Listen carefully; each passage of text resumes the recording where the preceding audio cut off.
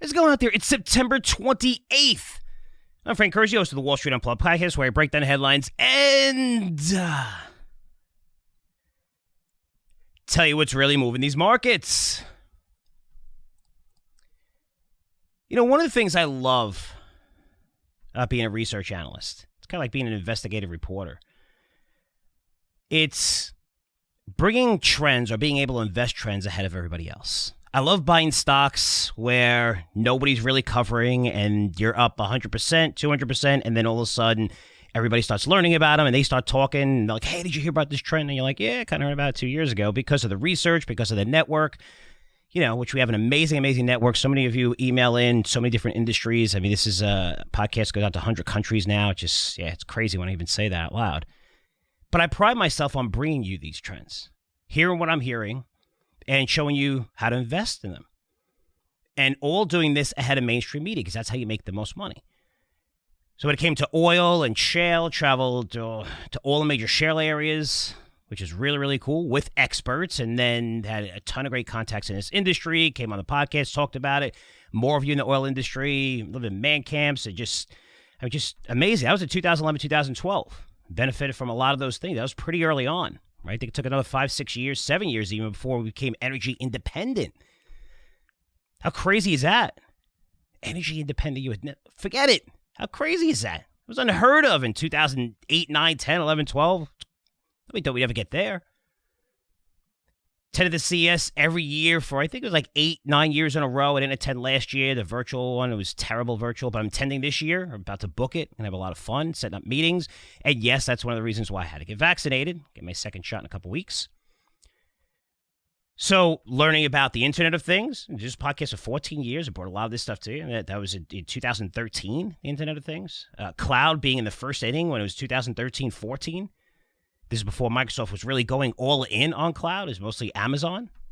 And just talking to engineers, different companies, and man, just the stories they told, like you have no idea. I had no idea.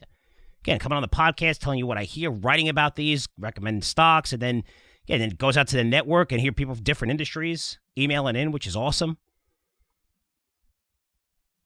Instagram, the power of social media 10 years ago. AI, 5G, talk about those trends a long time ago. How big streaming would be, how powerful Netflix, I mean, still the dominating company.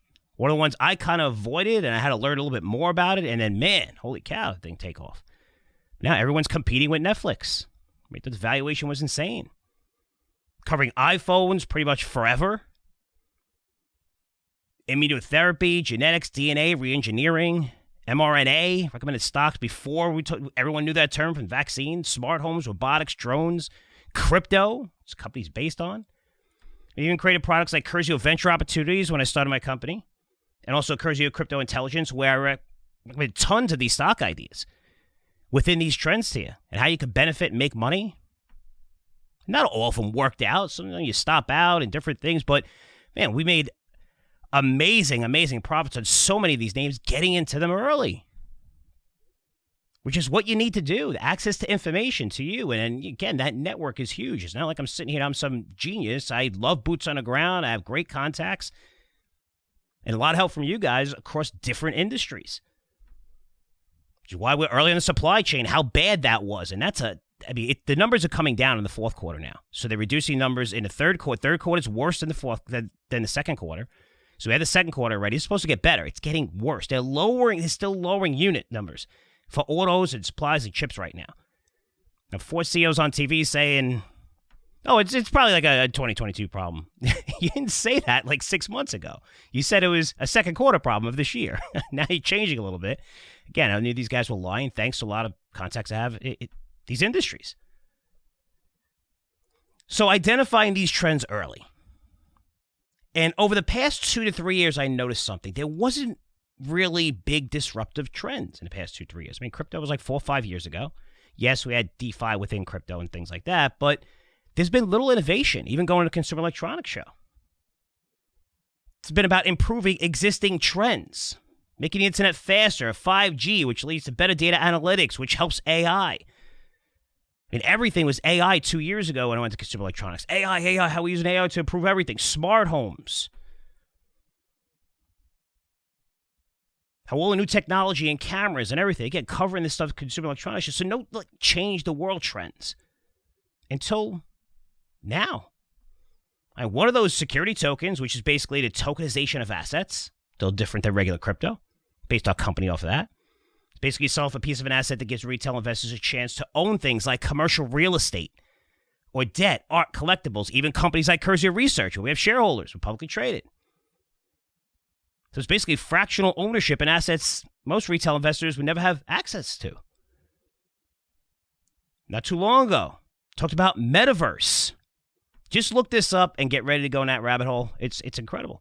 It's the emergent virtual reality with augmented reality. So it's a trend that Zuckerberg actually said last quarter on Facebook's call that he can see Facebook becoming a metaverse company inside of 5 years. I think Roblox, Fortnite, but on steroids. So you're creating your own avatar, living in a virtual world that you could actually buy real assets.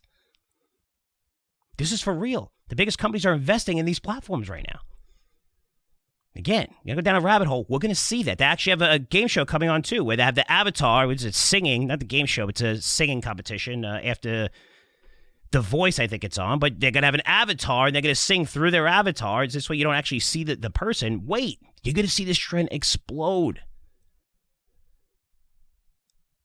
Those are change the world trends, which is cool. I'm sure we'll see a lot of that stuff, and I'll report back to you at the Consumer Electronics Show. But there's another major trend that may be bigger than all of these. And when I say that, security tokens, metaverse, these are trillion-dollar trends in the making. They're disruptive. They're going to change the world. This one is going to be bigger.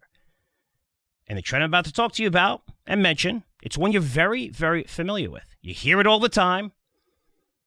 And even though you're familiar with, I bet at least 40% of the population is skeptical about it.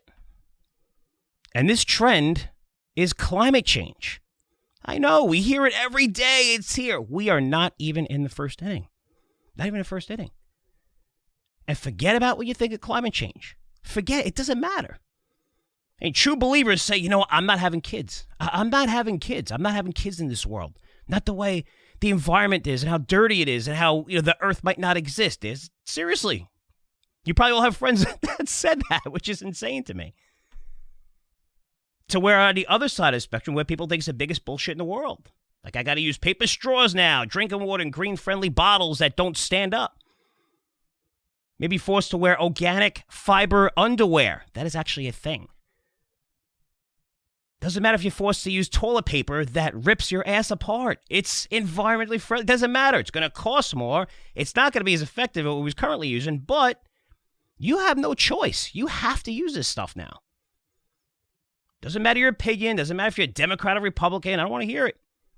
It definitely doesn't matter if it makes sense where the U.S. is energy independent. You know how many wars we've got in because of being energy independent? How powerful that makes us? We're about to get rid of that. Throw it out the window. It's gone. Lose that privilege. Especially after Exxon, Shell, Chevron. I mean, this wasn't long ago in May.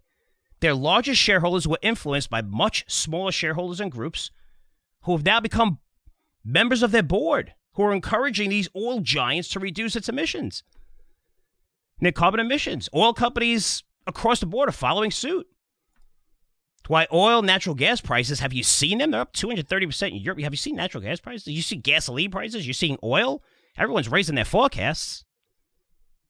Doesn't matter if you see more blackouts in places like California. Doesn't matter if you agree with it or not. The trend is happening. It's being forced down your throats. Down the throats. I mean, every government around the world. And most important, it's forced down the throats of corporate America. So everyone has to buy into this. They have no choice. I mean, think about the vaccine, whether you agree with it or not. Vaccines are being mandated, which means what? Moderna, Pfizer, BioNTech. I mean, Pfizer's just been taken off recently, not too much, but look what Moderna was what, like 90 a couple of years ago? BioNTech. These stocks have seen, what, 10, 20x gains probably in the past 24 months? And they're likely going to go much higher as we force booster shots on the public, regardless if the FDA approves it or not. And right now, they said, okay, if you're over 60 or 70, you could get a booster shot, and that's okay. But, I mean, widely, did not approve this and said, whoa, we need more data. And yet the head of the CDC went on TV and said, hey, every healthcare worker, regardless of age, they need to take the booster shot. CDC's like, F the FDA, it doesn't matter. Fuck them, we don't care. It doesn't matter. That's great for Moderna, Pfizer, and BioNTech. So when you look at it, it doesn't matter what you feel, what you believe. It matters what's going to happen. If you buy those names, you'll profit from it. And that's your goal, provide a better life for you, your family. By doing that, it's not the easiest thing sometimes because you have to make smart investment choices, and you got to do it regardless of politics. Sometimes even ethics because you're buying gambling companies. And what are the biggest trends in the world right now? Marijuana, gambling, Playboy came out, sex. I mean, those big trends, DraftKings, those vices, tobacco, vaping, and massive growth trends, right? Sometimes, and maybe that's important to you. Like, I'm not touching it. I get it. But you have to look to where the puck is going, right? It's been said a million times of Gretzky. And right now, climate change, going green, zero carbon emissions, it's going to be one of the biggest trends in the world. And tons of winners will emerge as well, tons of losers. I mean, coal's gone. You think a couple of energies won't do as well, a couple industries won't do as well. I'll go over and show you why those might be the best to buy. But trillions of dollars are going to pour into these initiatives over the next 10 years and 20 years and 30 years. And I just want to give you some perspective on it, guys. Okay, this isn't just, hey, this is an opinion and Frank said, no, I'm telling you, it doesn't matter about opinion. These are facts. Facts. More than 60 countries and 100 cities around the world have adopted net zero carbon emission targets. You got the government on board. That's number one. Look at Al Gore. Fantastic. Al Gore is a genius when it comes to this stuff. The whole climate change and, 2013 is going to be, no more ice and the North Pole is going to flood everywhere, and then buys, an $8 million mansion in California a couple years later. I mean, smart. Carbon emissions, just amazing. Just throwing all this shit out there, and he made a fortune off it. Good for him. But you get the governments involved. Now, almost 400 investors representing more than $35 trillion in assets under management have signed the Climate Action 100 Plus initiative. So basically, committed to pressuring the largest corporate greenhouse gas emitters to curb emissions, improve governance, and strengthen climate-related financial disclosures. And at the UN Climate Change, some of the largest investors, more than $2 trillion in assets under management, the hedge funds, initiated a net zero asset owner alliance. What a terrible name. Net Zero Asset Owner Alliance. Committed themselves to reaching carbon neutral portfolios by 2050. 2050. I don't know if the world's going to still be around by then, based on these guys. I don't know. Maybe it will. Be carbon neutral. That's corporate right there. Corporate's on board. Trillions of dollars. Also, 98% of business say that acting on ESG-related issues is much more important than it was 12 months ago. Right? Again, corporate. And a recent survey by Jefferies, now here comes the consumer. More than 2/3 of consumers are more committed to supporting socially and environmentally responsible companies than before the pandemic started. 60% of those consumers willing to pay more for products and services offered by socially and environmentally responsible brands. 66% are more likely to support brands if they provide proof of their socially and environmentally responsible behavior. And 75% of those consumers are going to recommend, or more likely to recommend, socially and environmentally responsible brands to friends and families. There's the consumer. When it comes to disruptive trends, that's what you need. Everybody on board. Just like the vaccine, whether you agree with it, whether you don't, whether you want it, it's being forced down your throat. And it's like having to have insurance or car insurance, no matter what, or health insurance. It's forced upon you. And it's the reason why insurance is the greatest industry in the world. You put money up front for stuff that may or likely not going to happen in the future. Some of the most profitable companies, it's why they leverage those companies with reinsurance, which is insurance on insurance companies. If you want to know how Warren Buffett made his fortune, there you go. It's not because he held Wells Fargo and Coca-Cola forever, no. And those dividends, no. He leveraged the shit out of Geico and these massive pools of money and knew he could earn amazing returns, and that's how you become big. It's one of the hedge funds. You look at large hedge funds, a lot of them have reinsurance companies to leverage that pool of stable money. Then again, if climate change is for real, you might have to pay out a couple of hurricanes and stuff like that and damages. Who knows? But everyone's on board here. Everybody. So we're talking about trillions committed to this trend. It's here whether you like it or not. And the most important thing is we're at the super early stages. Companies just started adopting this in 2019 to where Every single presentation they do, their quarterly, their annual, you're going to see probably 10, 15% dedicated to ESG, what we're doing. And they'll go over that and cover that in conferences. They're being forced. So super early stages, we can make a fortune off this trend. The only question is how. Let's cover that. Start learning about carbon credits. Not that easy to understand. Several stock plays in this field. Actually, a security token being launched in this field in the coming months. Looking to raise a lot of money, tens of millions of dollars. I think over 50. I actually spoke to the CEO of this company. It's nice being a security token in this industry, which is really cool because they come to us and ask us questions and stuff. So this is something that I could be offering to our investors. I mean, Crypto Intelligence and Curzio 1. Could have access to a lot of these deals going forward. I invested in a company called Carbon Streaming. The symbol's OF as in Frank, S as in Sam, T as in Tom, F as in Frank. So OFSTF. This is the one from Marin Katusa. I looked at the term and I was like, and then I realized how many billionaires are investing in this thing. And these billionaires made their fortune in what? Oil, gas, mining. And they're investing in this carbon company. And I pledged $100,000 to it. I put $100,000 into it. I gave it to subscribers and said, hey, you have to subscribe to Marin's newsletter. And in order to get into it, but this is a deal that I'm getting into, and I want you to get into deals that I'm getting into. That's how much money I put into this. This is the future. Companies are going to pay tons for carbon credits. There's software tracking in this industry. A lot of startups here. Plan A is one company, Berlin-based, and Planetly. It's a booming carbon management system market. A lot of software. They're tracking all this. It was valued at $10.9 billion in 2020. It's going to go to $20 billion by 2026. Probably a lot quicker than that. If you look at carbon credits, surging right now. They're surging. It's a monster industry that tons of companies, all the oil companies, these guys, how hard, there's no way we're going to get to zero carbon emissions, right? This is zero chance of that. But the fines that are being levied on these companies and auto companies, I mean, when you talk about an industry, it results in the billions of dollars. Billions. And I just didn't pull that out of thin air. I just don't want to go over the whole freaking math behind it. There's a reason why all the auto companies are going all in on this.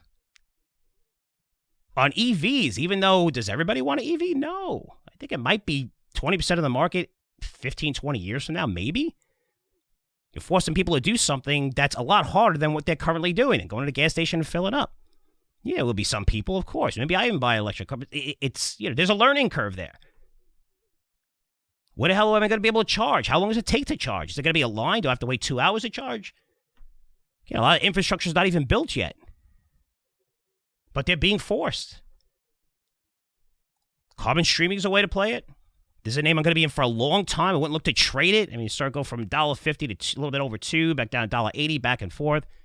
Love the management team, fully committed. More importantly, the people invested in that company are invested in the long term. Solar names. Solar Power, First Solar, CSIQ, TAN. And those EV companies, Ford, Tesla. Again, Ford, a lot of these supply chain problems going in 2022. But outside of that, Ford's got great technology. Tesla's approaching $800 again. Holy cow, I thought I was going to zero. Keep hearing that everywhere. Fraud, it's gone. Every time you hear that, I think it's just a reason to buy Tesla. GM as well. These companies I said to avoid because they were lying about the supply chain issues. But that's ripped open. That Band-Aid's ripped. Everybody knows about it. So could be factored in. Maybe you see a little risk of Ford's numbers over the next couple of quarters. But if this can actually figure itself out, supply chain issues by 2022, there's massive demand that they're seeing. The price, there's no incentives on cars. And again, these guys are forced into EVs. Now, industries you think might get hurt by this trend, oil and natural gas, are now very strong plays since energy prices are going to continue to skyrocket while you're taking massive supply off the market. And you're taking massive supply off the market, well, we have massive demand for fossil fuels, which is going to be around for decades. So we get more EVs, solar, wind integrated. That's decades. That's billions up front.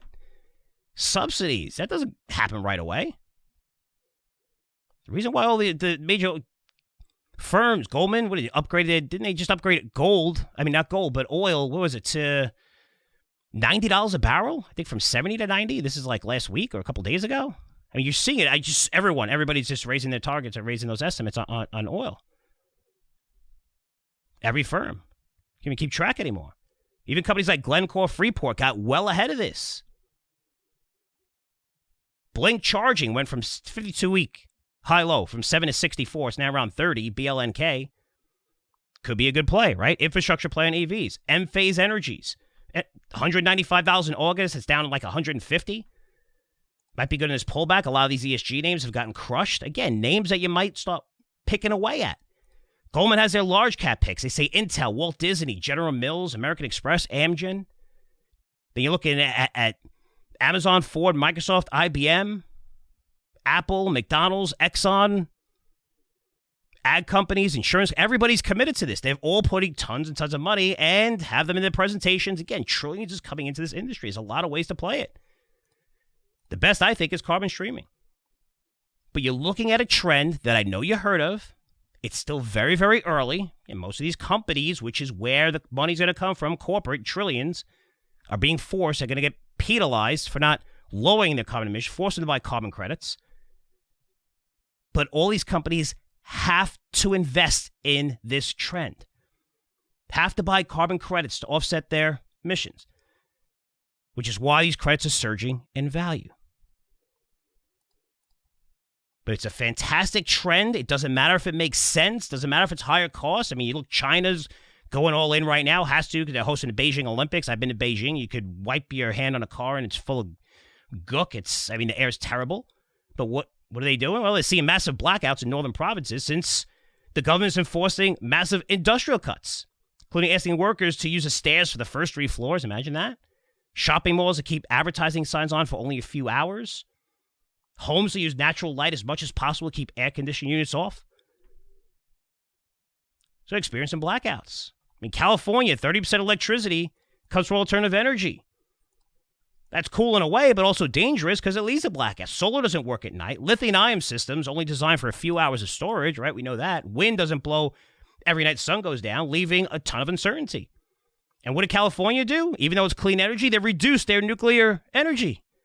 They closed the San Onofre nuclear generation power station plant in 2012, closed Diablo Canyon nuclear power plant, not renewing its license recently. I mean, taking these nuclear plants offline, which is the greatest alternative energy, which is the cleanest source of power, which is baseload, 24/7 power. You don't have to worry about the sun coming out of the wind blowing. I mean, more blackouts doesn't matter. It's a massive trend. Everyone buying into it, governments mandating it, companies being forced to change. This means trillions are going to flow into trying to make this a zero carbon emission world in 20, 30 years, which we know is not going to happen, but it doesn't matter. You want to get ahead of this. There's plenty of room to get ahead of this. I just shared lots of ideas. Do your own digging. Do your own research on a lot of these companies. A lot of these names have pulled back, maybe Brian buying opportunities, but you're going to see tons and trillions flow into this industry over the next decade plus. And the biggest beneficiaries now are companies that are focusing on carbon credits. I gave you one of those names as well, carbon streaming. Okay, let's take a few questions really quick, which I like to do under this new format. And the first one is from Alex. She says, hey, Frank, as a female in my 30s, it's always something my dad talked to me about, but never dedicated time to learn and study stocks. The past year, I've been committed to learn more about stocks and was fortunate to find your podcast. Absolutely love listening to your podcast because of all the topics you cover. It's given me a crash course and see things sometimes from a different perspective. Thanks, I appreciate that. So remember a few months back when you had Amir Adnani on talking about uranium royalty, and I watched that particular stock, and there wasn't much movement on it. Most recently, you had him on to talk about what's changed in the industry with the Sprott Trust. It made total sense to me, and I was able to get in and buy some UEC. Shortly after, saw some great gains, which have now disappeared. My question is, did I miss the window and should have sold after that big pop? Or is this more of a longer-term play with the Sprott Trust keep buying the uranium in the market? Appreciate your insight.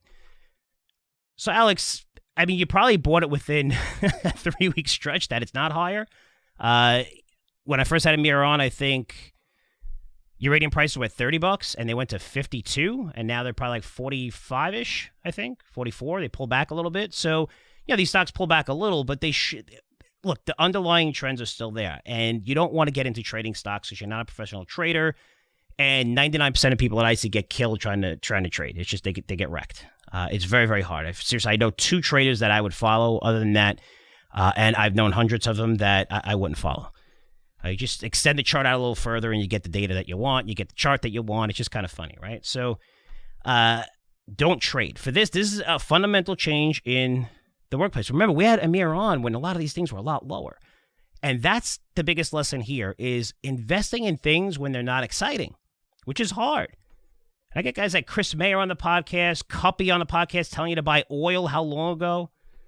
I mean, I have great guys. Asymmetric investing, just investing in these trends that they know are going to change over the next few years and willing to take some losses on the way up. But you want to try to get in early. I'm not saying that it's still not early for this trend, but you've seen a lot of gains already made. This is more of a long-term trend. And another thing I could tell you, instead of buying into, because you're talking about Uranium Royalty and you bought UEC, two different companies, but even buying into UEC or other companies, don't buy a full position right away. You don't know what the market's going to do. I mean, it just ran up a lot. Buy a little bit. So if you buy a third of a position, you almost hope it comes down, because when it comes down, you buy more when it goes lower and you improve your cost basis. And if the thing takes off, at least you own it, which is cool from a psychological standpoint, right? You want to be right in the head when, okay, you take a full position in a company and you see a 15% pullback, you're like, holy shit, the first thing you want to do is sell it, and that stock could be up 100, 200% in 2 years. So you want to manage your positions better and try to get into trends early when, you listen to the podcast with Amir. If you would have got in, you'd probably be up, if I had to guess, at least 50% on even at these levels where it pulled back a little bit. And UEC, UEC was 360, pulled back a little bit, I believe, and it was over $3 for a period of like 10 days. And it's $3 today. So, outside that 10-day period, you should be doing pretty well at it, I think. But, when I first had them on, these things have taken off. But that's kind of when you want to invest in these things. I try to bring things early to you. I try to talk about even carbon streaming, different companies. Again, I'm in that company. I own it, $100,000 position. I said to my subscribers, if you want to come in, that's how much I'm investing in it. I'm not selling it anytime soon. I'm not looking, let's build this thing up and go to 4 and I'm out. No, this is something I truly believe in that's going to be around for 10 years. And these guys are well ahead of the curve, very smart people. And, just the people involved in this company investing that were able to get the same terms as them is pretty incredible, which doesn't happen in SPACs and things like that, right? Which I'll cover in my interview tomorrow. It could be really cool. But anyway, those are some of the suggestions I would make. Let me take one more question. Thank you so much for writing in, Alex. I appreciate it. Next one is from Edward. It says, CRA member wondering what it takes to become an analyst. He says, hello, Frank. I'm a high school math teacher that can't stand the educational system anymore. I always loved teaching and coaching, but COVID has made me lose all trust in the system I work for. After 9 years of teaching, I want to transition into something else after the school year. The career choice at the top of my list is a financial analyst. I feel like I have the analytical prowess, work ethic, and intuition to excel at this. As a successful analyst yourself, what advice would you give someone considering this career path? Also, I checked your website to see if you were hiring for this position. Unfortunately, you're only looking for a marketing director at the moment. If this changes and you're ever hiring this position, I'll fight tooth and nail for it. It's Edward. So what I wanted to do, and I want to do this earlier, but there's so much going on with our token and lots of really cool stuff and trying to get this listed in the U.S. on a major platform, which is going to result in more liquidity, more trading, which is really, really cool for all shareholders and everybody getting in it.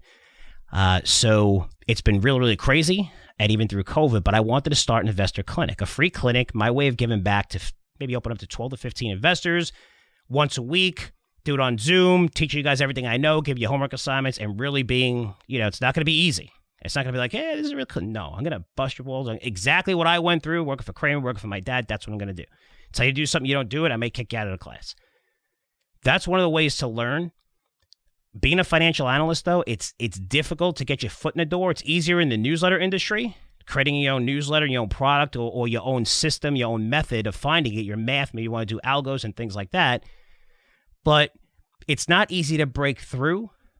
There's a lot of compliance involved now, too, even if you're looking on a sell-side analyst. But even on the buy-side, what I do, we're always looking for analysts. We're always looking for analysts with good ideas, things that we could sell. I mean, if you have a value style and you have great returns and you're like, hey, buy Microsoft and writing covered calls, a financial newsletter publisher can't sell that. So it's very hard to have a newsletter like that, even though it does well. At the end of the day, we're a business. So we want to provide great information to you, but also we want to bring people in front of you that, are great, that have great performance and, products that we know everybody is really interested in, because I think from my point of view, you could buy Microsoft and buy and hold it and you don't need me. You don't have to pay me for that or pay any analyst for that. You don't need any of that shit. You can do that for yourself. So to break into this industry, I'm going to try to do this clinic. I want to try to get it off the ground this year. If not, it's going to be early next year. I thought it would be this year, but again, a lot has come on my plate, as you can see, with more podcast format and doing more podcasts, getting newsletters out, video format, and now I'm traveling again. But I'd really like to do that. And I think it would be a huge success, not just for you, but for me, getting to meet a lot of you, choosing those 15 people and having those contacts for life and giving you the shot. You know, people gave me a shot when I was younger, and I remember those people for the rest of my life. And I'm sure some of you guys might go on to much bigger things. And when I'm old and poor and don't know anybody, you might come to me and say, hey, Frank, you want a job? So you always want to give back because, you know, the same people you made on the way up are the same people you meet on the way down. My dad always told me that. But I'm nice to everybody. I treat everybody with respect, and I never judge. But that's one of the things I would do to really work on it. And keep listening to the podcast and CRA, listen to the videos. Again, there's a lot of education there, how I'm teaching you everything I do through the newsletters, which is awesome. Like Curzio Venture, Curzio Research Advisory. Guys, I put everything into it. I'm doing all these videos, 30, 40-minute videos. They go by very quick, but I'm showing you how, through the process of how I picked a certain stock. And it's not the same process every time. If the same process worked, the whole world would use it. It doesn't work every time. So just showing you what I'm seeing. If it's an insider buy, what they did, they changed their business model. Here's this new CEO that they just hired. There's so many different things that are not being factored in. With a disconnect between the price and where the stock should be. And I'm telling you why I think it's going to go higher and all the catalysts that are going to come next 6 to 12 months. But covering all this stuff, that's the best education you can get. Put some money into the markets, but you also want to come up with your own style, your own formula, something that's unique, which is really cool because that's something a lot of publishers could sell, and also go into the clinic. Okay, so get frankcurzioresearch.com. Feel free to email me. I already got tons of emails on this. I'm going to pick 15 people. I'm going to try to do that over the next couple months, guys. I always do what I said I'm going to do. This just took a little bit longer because there's a lot on my plate and my shareholders. I'm going to do something, again, we want to have a lot of liquidity, which is going to mean we could raise money, we could just, market, we could acquire companies and really grow the shit out of this company, which I'm really, really excited about. So those are the best ways, and thanks so much for writing it. Okay, guys, thanks so much for everything. Appreciate all your support. Hope you guys love the new format. Let me know at frankcurzioresearch.com. And fantastic interview tomorrow, so get ready. It's going to be really, really cool. Someone you like, someone that you actually said you loved, and that person I'm actually looking at in my studio right now, and he's smiling. So that's the only hint I'm going to give you. That's going to be tomorrow, and I'll see you then. Take care.